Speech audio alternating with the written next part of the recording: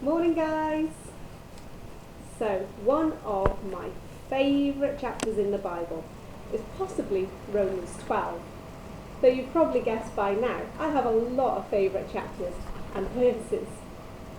Maybe you'd like to pause this video so that you can take the time to read Romans chapter 12, verses 1 to 8, or maybe just open a new web browser tab and look for it.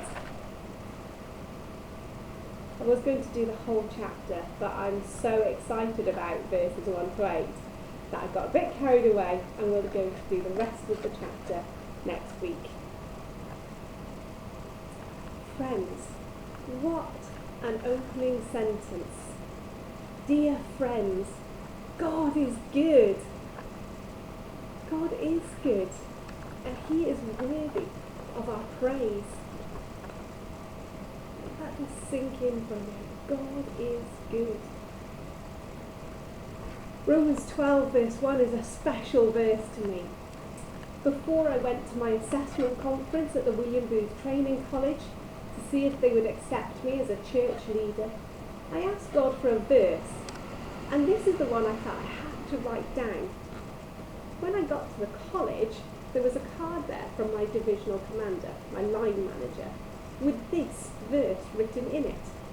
It just kept coming up, this exaltation to give myself fully to God, a living sacrifice. I wonder what it would look like for you to give up your bodies as living sacrifices. Maybe pause the video again and spend some time asking God, what would it look like? I can assure you, I've had to go back to the drawing board several times to say, Lord, what does it look like? Am I still doing it? And then verse 2. Don't be like the people of the world, but let God change the way you think. Then you will know how to do everything that is good and pleasing to Him. As we look around, what does it mean not to be like the people of the world? Does it mean not stockpiling? Does it mean not allowing fear to get the better of us? Recently, some of my family members became unwell, one of them seriously enough to be taken into hospital. And their children chose to update their Facebook profile pictures with a frame that said, "Faith, not fear."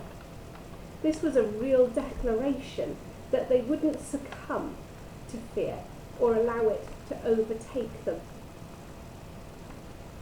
Does it mean that we won't allow ourselves to become a nation of curtain twitchers, judging others around us, commentating negatively on their actions without knowing the whole picture? What would it look like to live counterculturally? What would God say about stockpiling? How would He change the way we think on this? Is the question, would He? What does God say about fear? Well, in the Bible it says 366 times, do not be afraid. But I want to be really clear on this. God doesn't say, don't feel fear. He says, don't be afraid. And I think the two things are quite different. God gave us our feelings for a reason. And our emotions are like engine warning lights on the car dashboard. If we ignore them, we're going to come to harm. So if you feel afraid, if you feel fear, take stock. Listen to yourself. Talk to God about how you feel. Is the reason you feel fear valid? Do you need to remove yourself from harm or take protective measures? Or is it that you've been caught up by the fear machine, the news, social media, other people's fear? So, feeling fear is okay. Dwelling in it is not.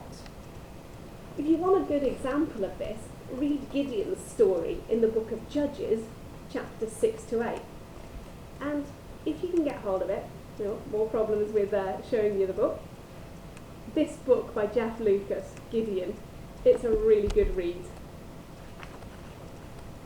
Once you've acknowledged fear, maybe meditate on a verse. Like another favourite of mine, Joshua 1 verse 9. I've commanded you to be strong and brave. Don't ever be afraid or discouraged. I am the Lord your God, and I will be with you wherever you go. I like this verse, but I am reminded as I read it, God doesn't say things won't go wrong for Joshua. God doesn't say things aren't going to be hard. He doesn't say people won't criticise him. He just reassures him that he will be with him. Also, can I encourage you to practice smiling at yourself? It releases happy hormones. And at others. Don't be part of the fear machine. Go out of your way to spread joy. Let's move on. Verses 3 to 8 are really talking to the church, reminding them that everybody is somebody. We are all valuable in God's economy. That's you. You are valuable in God's economy. You have something special to contribute. The way you contribute today will obviously be different to how you may have done 4 weeks ago. But let's get creative.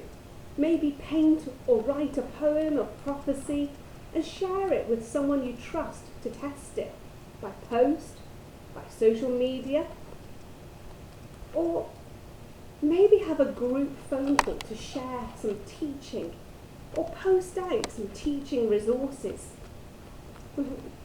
with the support of your leaders, of course. Encourage people when you're out on your daily exercise, or send someone an email or text. And if you have the means to give, never has there been a more necessary time to use your gift of giving. In each gift, talk to God. Ask him who, how, when, and then do your best. Often you'll look back, even if you didn't hear an audible voice or receive a lightning bolt with directions on it, and then think, yes, I think God was guiding me then, even if I wasn't fully aware of it. Next week, we're going to look at Romans chapter 12, verses 9 to 21. In the meantime, I encourage you, love one another. Use your particular gifts and pray for one another. Pray for your church, brothers and sisters. Pray for your neighbours. Pray for your friends. And pray especially for the peace of Jesus Christ to prevail despite the fear culture around us. Peace be with you. See you next week.